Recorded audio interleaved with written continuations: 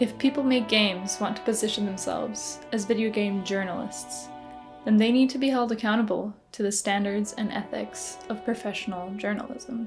And that's what I'm gonna try to do here. This is a video responding to a PMG video titled Investigation: Who's Telling the Truth About Disco Elysium?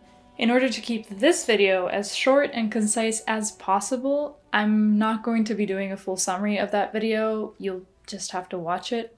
Sorry. It's one of those. I'll start out by saying that I have massive respect for PMG's work. Most of their videos are amazing pieces of video games journalism that we desperately need in the industry. And I think it's incredible that in this video, they were able to talk to so many original sources, like the founders, Robert Kurvitz, Helen Hinpere, and Alexander Rostov, as well as current workers within Studio Zom, and even the majority stakeholder and current owner of Studio Zom, Ilmar Kompus. I can tell that they really went all out, and definitely tried to present things in a balanced way. But I think that by trying to keep this balanced, by trying not to take sides, they inevitably end up taking the side of those in power. They end up doing a massive service to Ilmar Kompus and an incredible injustice to the original founders of the Zaum Cultural Association, original creators of the world of Elysium. I think PMG's video will very likely be used in court proceedings at some point,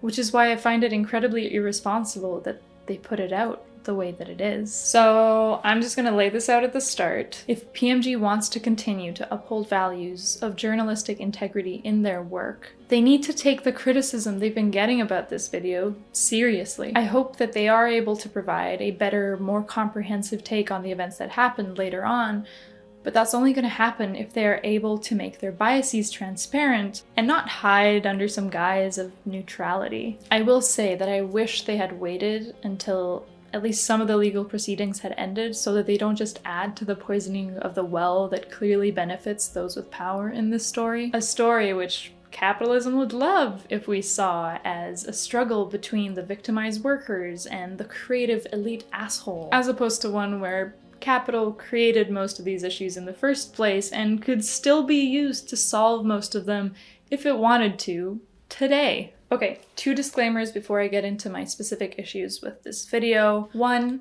Disco Elysium is one of the most important pieces of art in my life. Because of this, I will not be able to provide an unbiased point of view, and I'm not gonna pretend to, no matter what.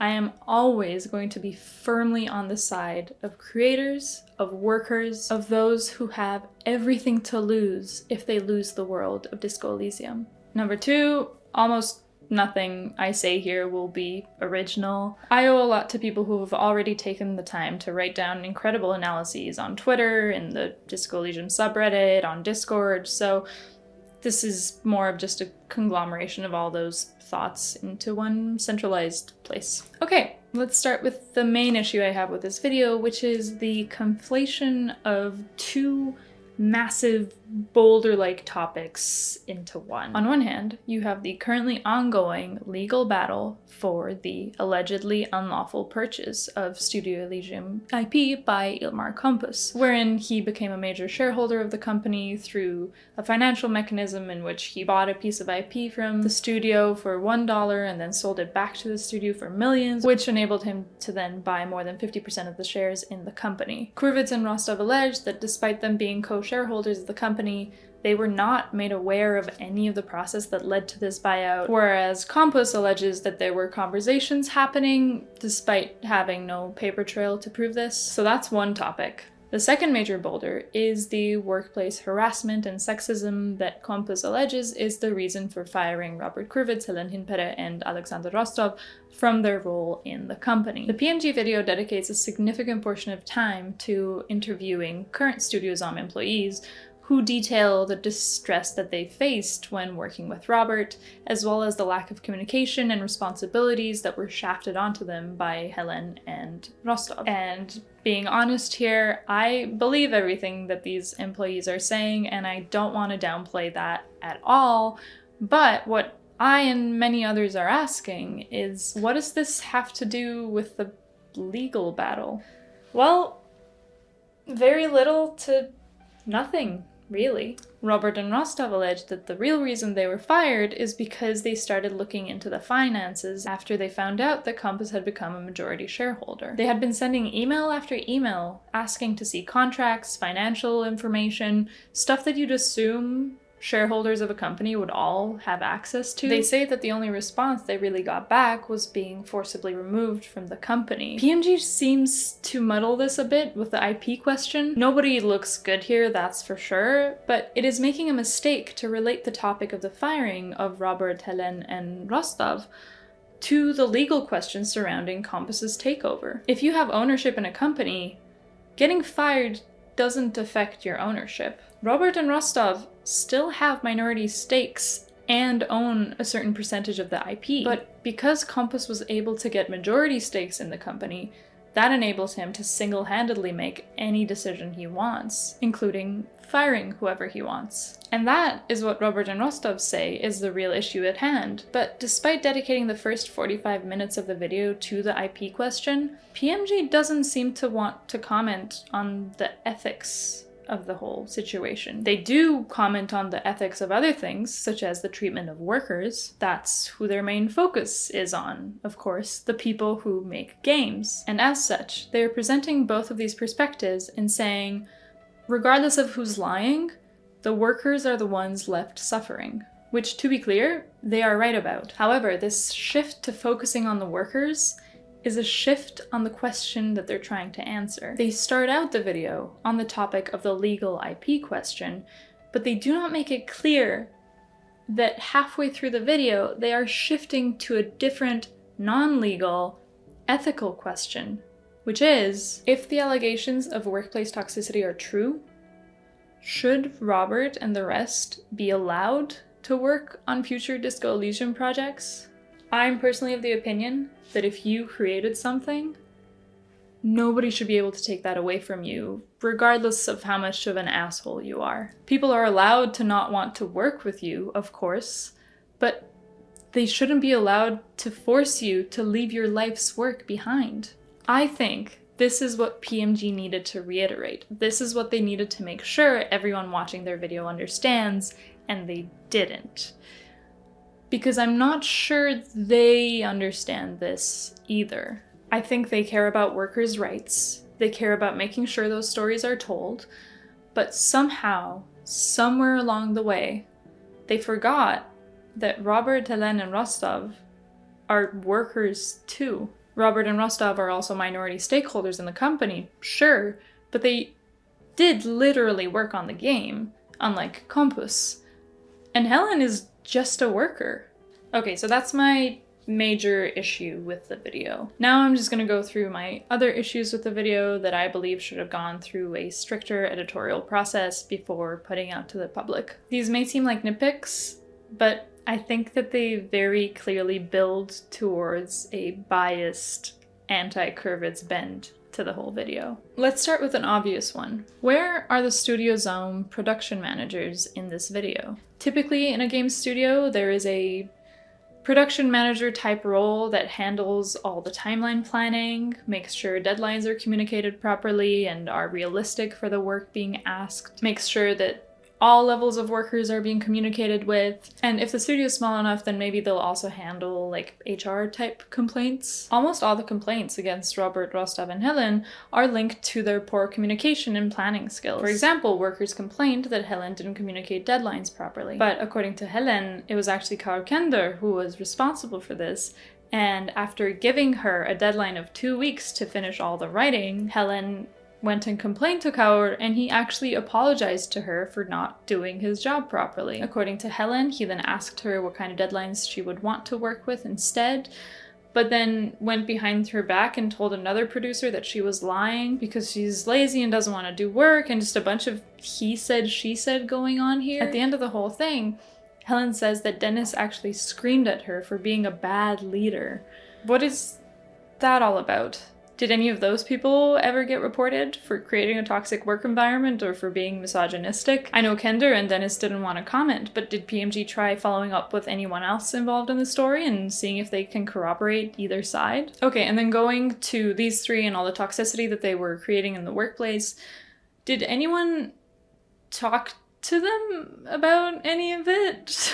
Did any of the producers try telling Robert, hey, you need to stop telling people that things look like shit and actually learn how to give good feedback? Did they try telling Rostov that he needs to come back to work and not just shaft all his responsibilities to someone? Did anyone tell Helen that she wasn't doing enough writing for the final cut and she needs to do that as writing lead? Speaking of which, Helen says that for the final cut, she was actually told to support on 2 things. 1, finding the right writing team, and 2, supporting the voiceover team. So she wasn't told to do the writing as writing lead. Why was a writer managing the voiceover process? And was the rest of the team told about this? Or were they told that Helen was supposed to be writing but wasn't?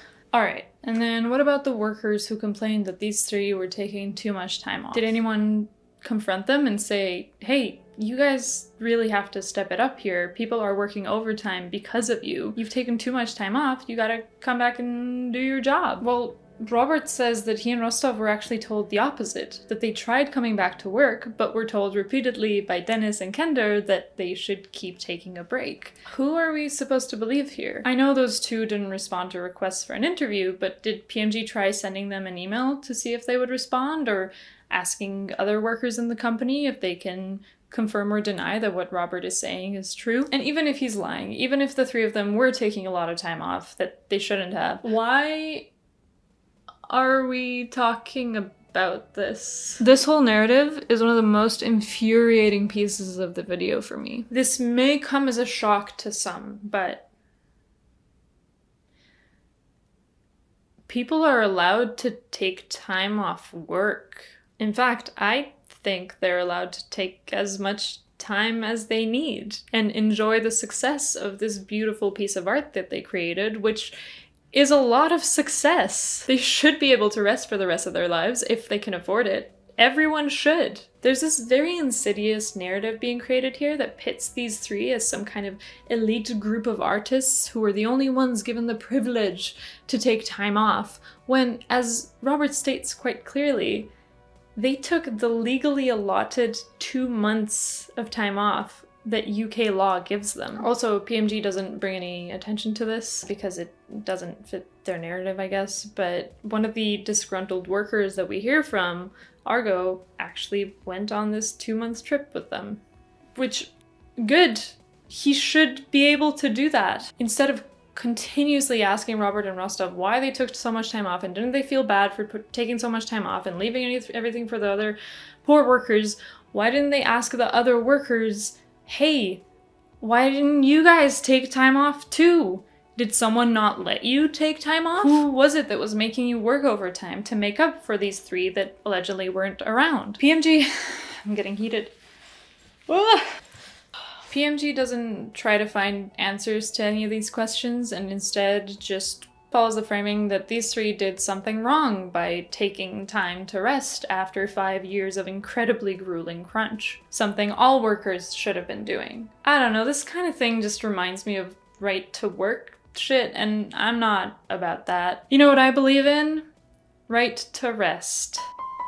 Most of us aren't lucky enough to be able to coast on savings or rely on steady income coming from game sales, but they were.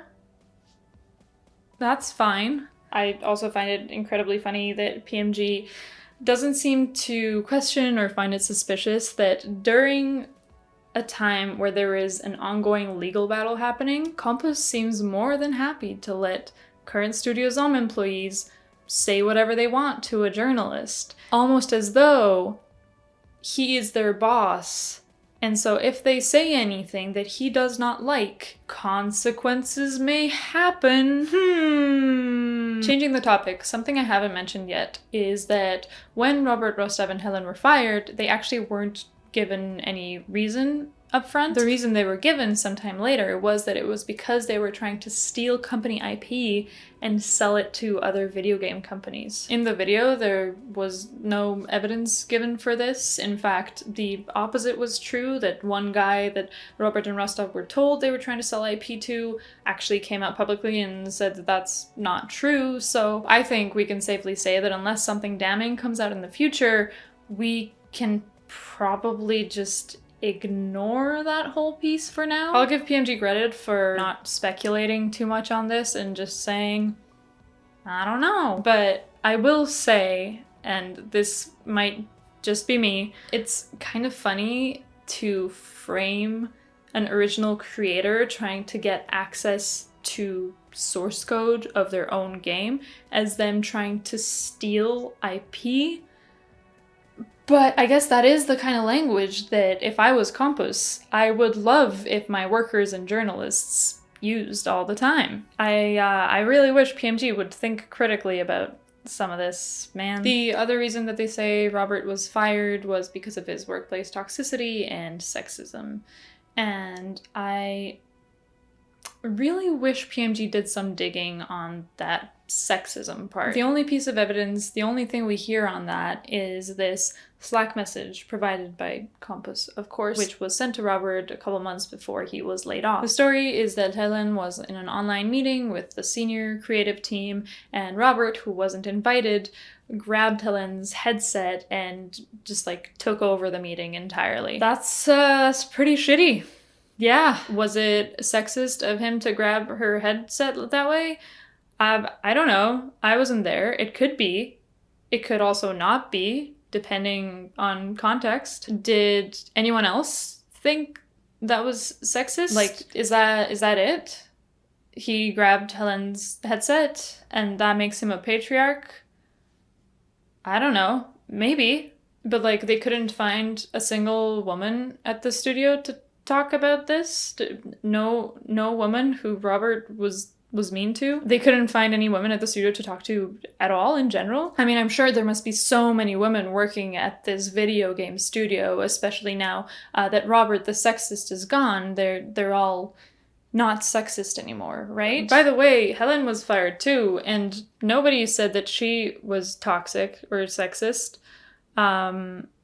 Why was she fired? Does PMG ask about Helen specifically? I mean, she's dating Robert, so maybe that's why. But does the studio not think that she's her own person? It's weird, because Robert's the sexist one, but Helen says that someone else yelled at her. But I guess someone yelling at her isn't sexist, but grabbing her headset is. I'm just learning these things right now from that PMG video, so sorry that I don't know a lot about this. I don't have a lot of experience with sexism. Helen herself says that she doesn't want people to use her name and gender to justify what's happening. I'm asking them to stop. Stop using my name and gender to advance your agenda. It has nothing to do with standing up for women. It uses issues of gender in a deeply cynical manner for personal gain. As a woman, I know firsthand the importance of those topics. It's unsettling to see them used to thwart attention and create false narratives by people who refuse to look in the mirror. And like, is that it? Robert was an asshole to work with. Sure, valid. Helen was disorganized and Rostov wasn't around. Compus, who had not been previously involved in the day-to-day production of the game, suddenly became very invested in removing the people who were creating a toxic workplace environment. A toxic work environment that they were creating while also not being around and not doing enough work. And also, it is a complete coincidence that they were sending emails trying to gain access to financial information and contracts at the same time. That's a complete coincidence. Don't think about that. Okay, and what about another thing Ellen mentioned? Something extremely illegal sounding. She said that in order to get away with not paying her the full benefits that she would be entitled to according to UK law after working in a company for more than 2 years, they kept switching her contract between different legal entities every 2 years, so she would never become eligible for those benefits.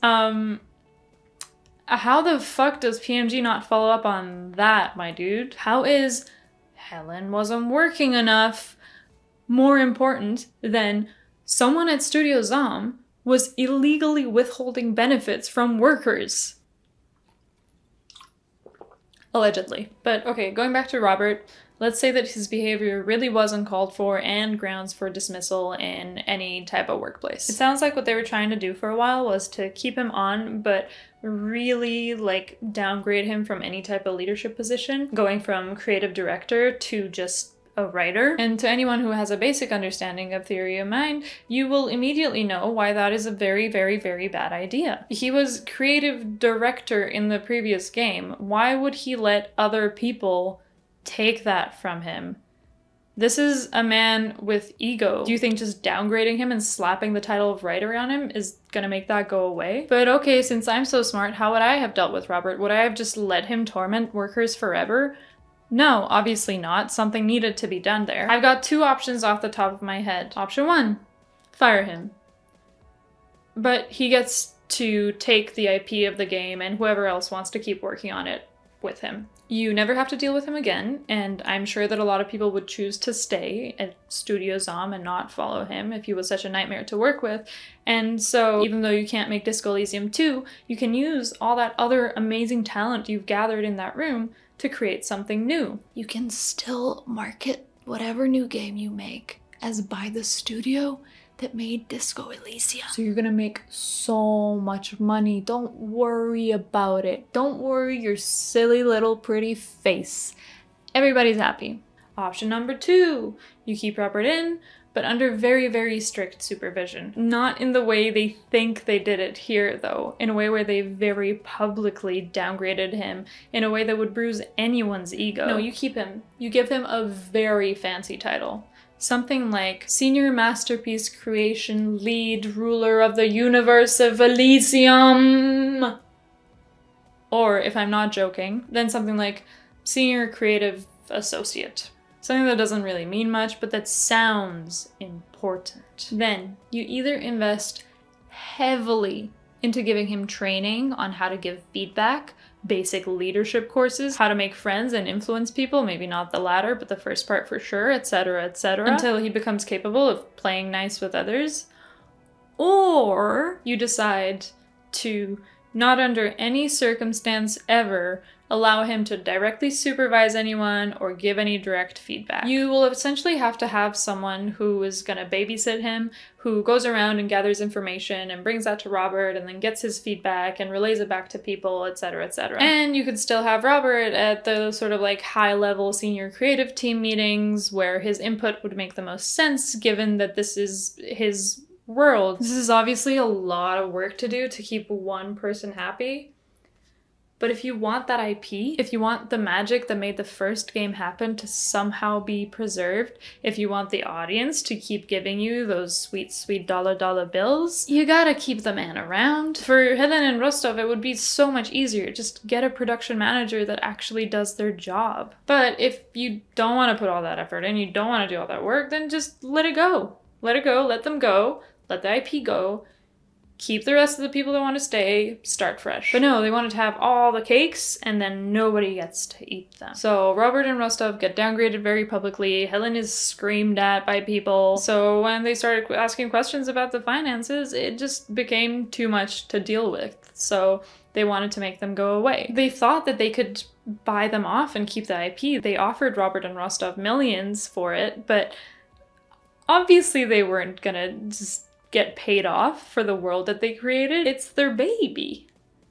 It's just a baby. Here's another thing that PMG glosses over. Robert mentions at one point that the timelines they were given were absolutely bonkers, like 11 months to completely ship a whole game. That is legitimately insane. Now, I want you to picture the best, most dream boss man in the world.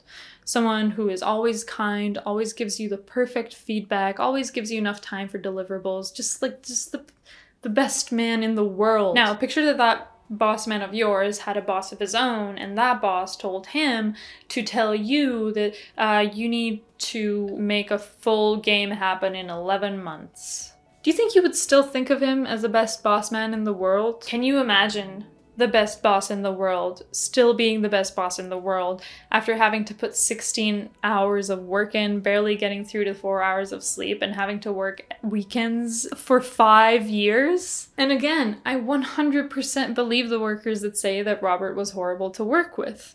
But I don't think that anyone forced in a leadership position under those conditions would be nice to work with. Why does PMG not care about who it was that made them work under these grueling conditions to begin with? They take their time to go back to ask Robert, Helen, and Rostov about new information as it comes in from other interviews with the workers, but they never go back to Compass. At least we don't see any of that. We don't see them going back to him to ask if it was true that Helen was being switched back and forth between different legal entities in order to not pay her full benefits. They don't ask him if it's true that Robert and Rostov were actually told to keep taking a break, that someone screamed at Helen, that they gave workers completely unrealistic timelines to work with and even forced them to crunch right after the first game had shipped and become a massive success just to work on the final cut.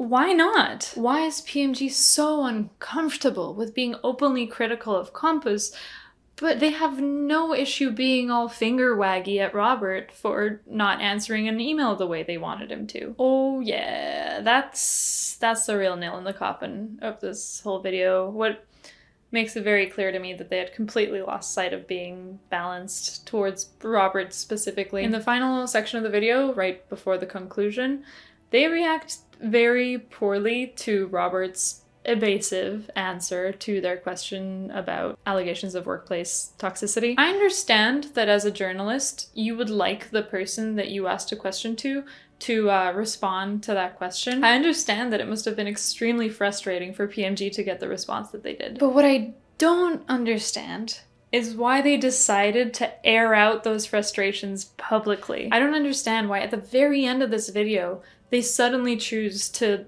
let their emotions do the talking when they had not done that for any of the previous sections at all. But here's the thing.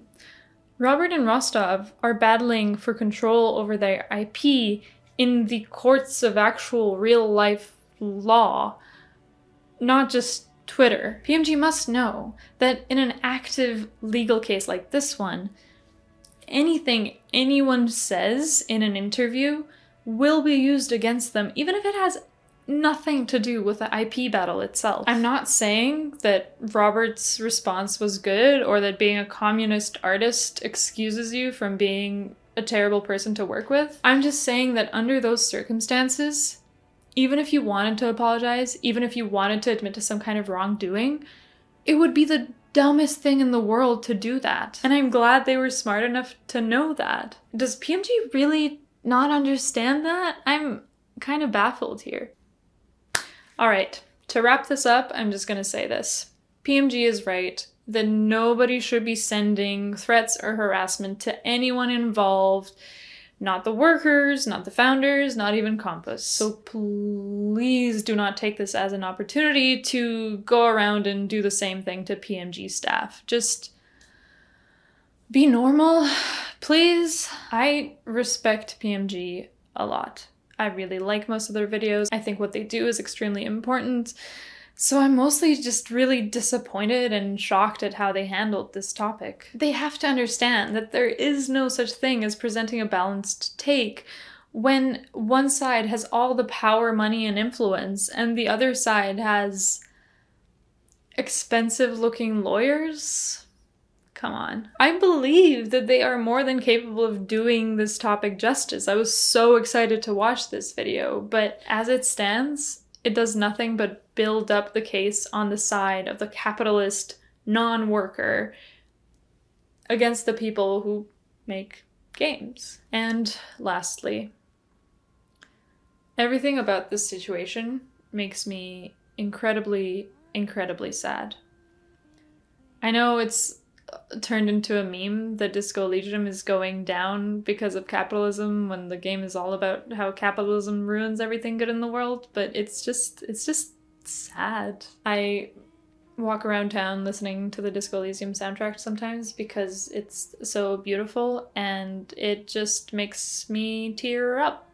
Everything about that game is so beautiful that it is actively unfair to every other game. From the art to the music to the writing, nothing comes close. So no matter what happens with the studio, no matter what allegations come out, no matter what happens with the lawsuit, nothing can take it away from me, away from you.